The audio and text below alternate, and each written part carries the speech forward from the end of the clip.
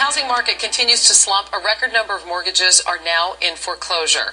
But that can offer advantages to home buyers and sellers thanks to something called a short sale.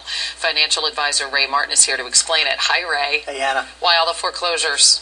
Well, homeowners are in trouble here. You have rising interest rates that are making home payments unaffordable for many homeowners, job losses throughout the country in certain areas, and people were investing in houses and finding out they really can't sell them, and some are walking away.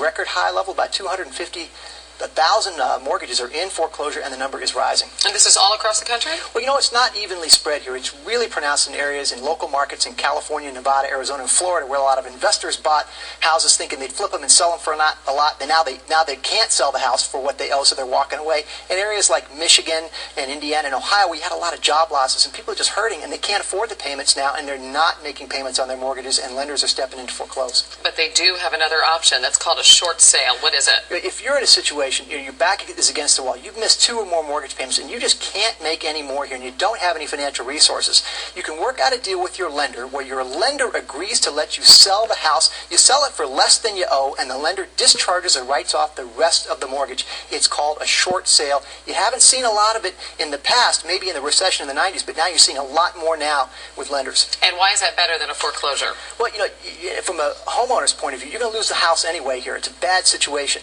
But you'd rather do a short sale because the loan will be discharged. And rather than having foreclosure on your credit report, instead of, when you do a short sale, you'll have half the number of points taken off your credit score, and you'll be able to qualify for an affordable mortgage at a reasonable rate in about half the time. So if buying a home is in your future, a short sale is better than a foreclosure. It sounds like a smart option, and you have a few steps that sellers need to take. Let's take a look at those. You say to call your mortgage company, contact your local realtor with experience, and protect yourself from future claims. Can you run us through those? Call the mortgage company's loan workout department or short sale department. Mortgage companies now have foreclosure prevention departments as well here, so you can work with them and call directly and speak to the people and say, you're really in trouble here. You want to work with an experienced realtor in a local real estate firm because they have to convince the lender that the price you're going to sell the house for, which is less than what you owe, is the best price the lender is really going to be able to get here. And you want legal advice because you want to make sure that the contract to sell protects you from all future claims and liabilities, because when the lender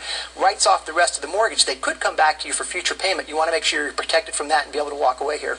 All right, these are also an opportunity for buyers, right? Yes, to find a good home at a reasonable price. So let's take a look at some of Ray's tips for buyers. You say, again, that realtor, it's so important to work with somebody who's experienced, negotiate with the lender, and get a thorough inspection. Yeah.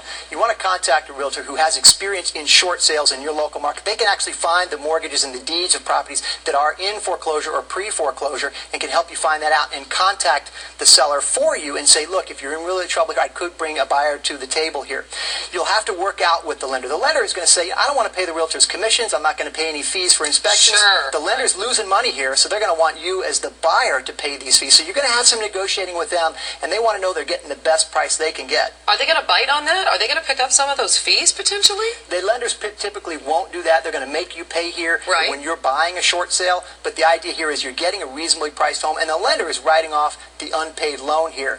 Finally, you do want to get an inspection because the lender is going to say, we're going to sell it as is. Look, we're losing money here. We're writing off $30,000 of the mortgage here and letting the seller get out on a short sale. We're going to sell it to you as is. So get a thorough home inspection if you're buying a home on a short sale to know all the problems you're going to have to end up paying for because you're buying as is. And how motivated are the realtors in this kind of situation? Rather, the realtors are trying to make the deal happen because they get a little commission on the deal. But the lenders are more motivated to talk to a seller to make a short sale because they don't want to own a house. They don't want to take possession of it. And they're willing to let a buyer buy as long as the lender knows that they're not getting taken advantage of. So you can talk this through and work it out. It just takes a lot of coordination. But it's called a short sale, and it's a real viable option for sellers and buyers. All right. Thanks for making us understand what it is. Ray Martin, we appreciate it.